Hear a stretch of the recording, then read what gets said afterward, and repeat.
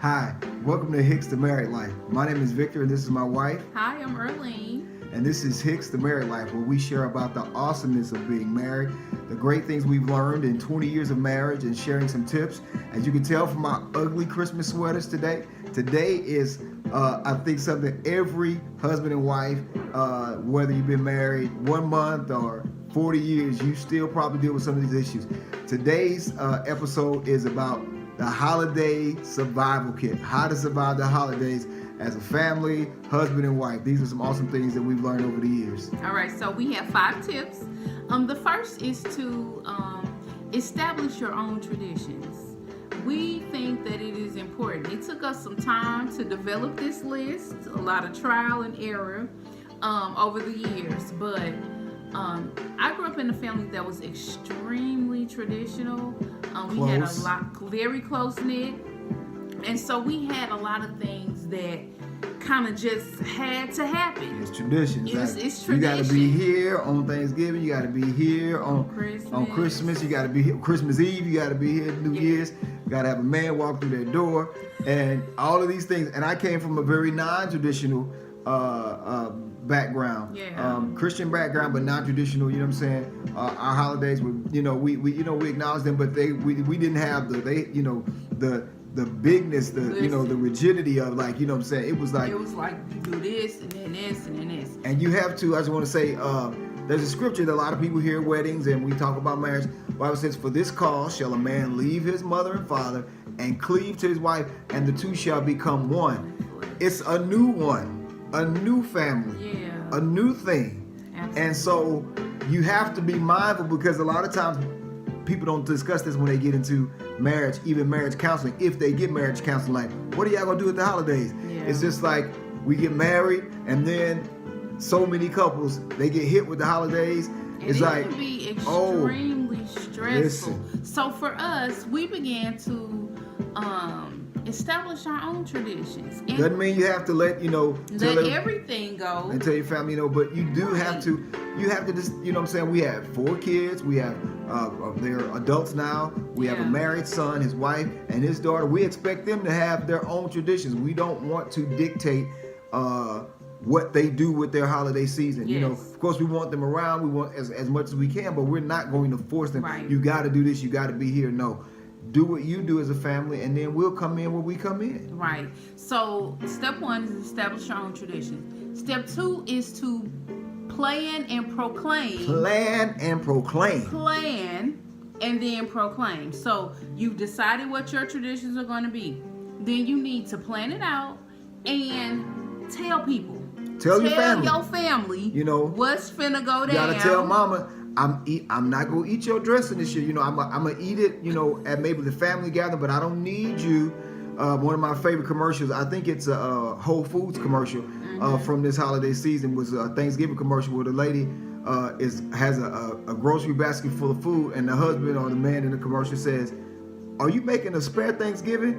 And she was like, "You know what happened at your sister's last year? It's a backup Thanksgiving." He was like, "You don't bring a backup Thanksgiving to somebody's house." She said, "I'm gonna phase it in. I'm gonna phase it in as needed." And my wife laughed so hard because, these things happen. These things happen. It's real. But being able to let people know ahead of time. Like, I'm big on planning, and I feel like it cuts down on foolishness and hurt feelings and all that. If we can let each other know, this is what we're gonna do. The sooner the better. Yeah, let them know. October, September. Guess what? We're not coming, or we're gonna do it this way this year. We're trying out something. And I think as newlyweds without kids, you get a little bit more of a pass.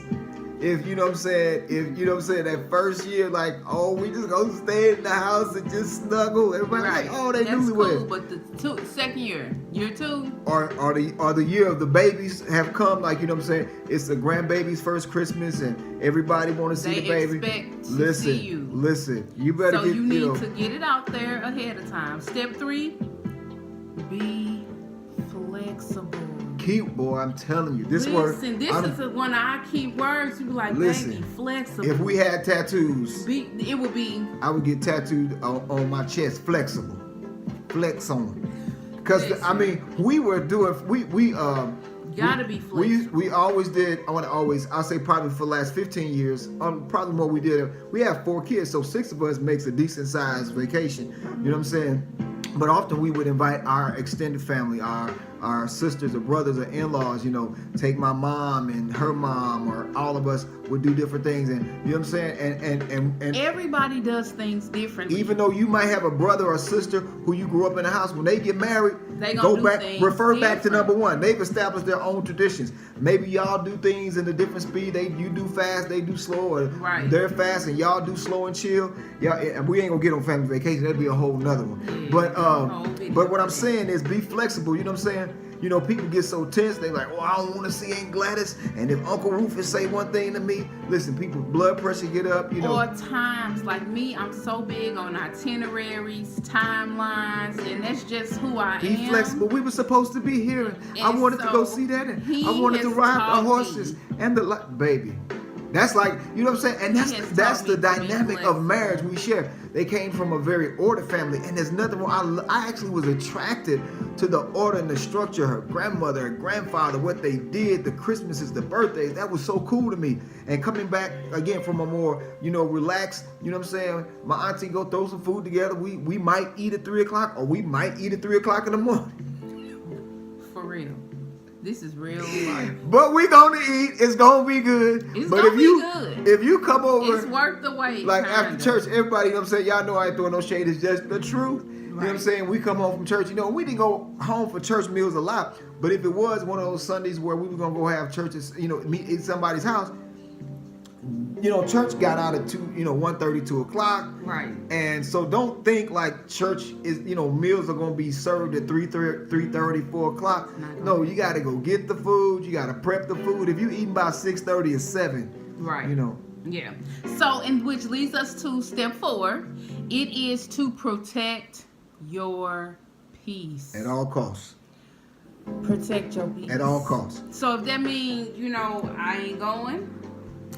If it mean we leaving early, if it mean baby run to snacking back and grabbing some chips, or whatever you got to do, whatever it is, can you go give me some chips? Now let me say, because somebody like, I need a bottle to protect. I need a drink. Nah, we ain't talking about that. No, not that. No. I just be clear, because people will sometimes misconstrue. We're not talking about that. You know what I'm saying? Not talking about, don't cuss nobody out, because you know what I'm saying? Because people like, I don't only have peace if I say what's on my, no.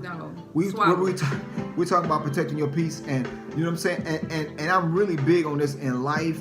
We've become big on this because we used to bend over backwards. We did so much to make sure people knew we loved them, and that we you know what I'm saying, we were there, or we don't want to be offended or offensive. But I'm telling you, whatever you got to do to protect your peace, if that means, like you said, a shorter visit, or maybe we're going to do every other year, or we're going to do Thanksgiving with you all, but Christmas we're going to do at home, whatever you got to do, protect your peace. Protect your peace. All right. And my wife has a surprise tip. She hasn't told me. The last tip is, now again, this is all about married people. I'm going to say another way to survive the holidays is to connect. Make sure you bless your mate, because that'll get you through grandma house, TT house, the foolishness that you're gonna endure. See, let the two become one. Listen, run to the bathroom if you need to. Run to the bathroom if you need to. Out to the car. Your mama room, and lock the door. Tell the truth. I'm just playing. I ain't gonna put this man of God on the spot. These remarks have not.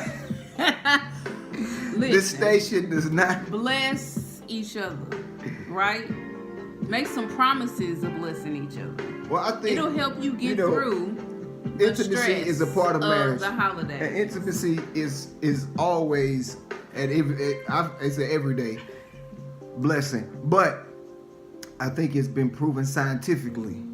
There are hormones and endorphins and things that release when you are blessing to one another. Paul said, defraud not one another. When you're not defrauding one another physically of the intimacy and sharing intimacy, you know what I'm saying? It's like, I can make it through grandma's house if I know. Yes. You know what I'm saying? There's a blessing Before I, you know what I'm saying? on the way home. I'm smiling. It ain't got nothing to do with Christmas. You know what I'm saying? It ain't got nothing to do with Anyway, we hope these listen. 5 tips, I surprised them, y'all. We hope these 5 tips will help you and your spouse get through the holiday. Recap them real quick. Number 1, establish your own traditions. Don't be afraid to do it. Do it early. And you know what I'm saying? God gave you a new spouse, or you know, even if you're not new, God gave you a spouse. You all have a new life together. You're living a new life. That's so right. don't be afraid to have your own traditions. Plan and proclaim. Let people know ahead of time, the people that love you and care about you, that hey, this is how it's gonna be. The sooner the better too. You know what I'm Sooner saying? the better. Try not to do like a proclamation on Christmas Eve, telling people you're not gonna be there on Christmas Day. You know, try to do I ain't like. coming back. Try to do, you know what I'm saying, like 4th of July. Get it out there, you know what I'm saying, that, Right. that this is what's going to happen. And then step 3 is to be flexible, right? Be flexible because things happen, and you know when you're dealing with lots of different people, everybody's time frames are different, how they do things are different. But if you're gonna be there, if you're gonna be around, be flexible and be pleasant while you know around. And then protect your peace at all costs. Marriage is not just the coming together of 2 lives; it's the collision of 2 pasts. Yeah. And sometimes that collision can be ugly. So make sure whatever you do, protect your peace. If you know that you're not gonna be able to leave Grandpa's house without crying, or you're not gonna be able to go over his mama's house without somebody throwing chitlins in your face, do it. Protect your peace. Keep your guards up. Right. And then lastly, bless your spouse. Right, bless them real good, and that'll help you get through the holidays. Baby, it's cold outside. All right, y'all have Amen. a good one. Thanks for watching. Thank you for sharing with the Hicks the Married Life.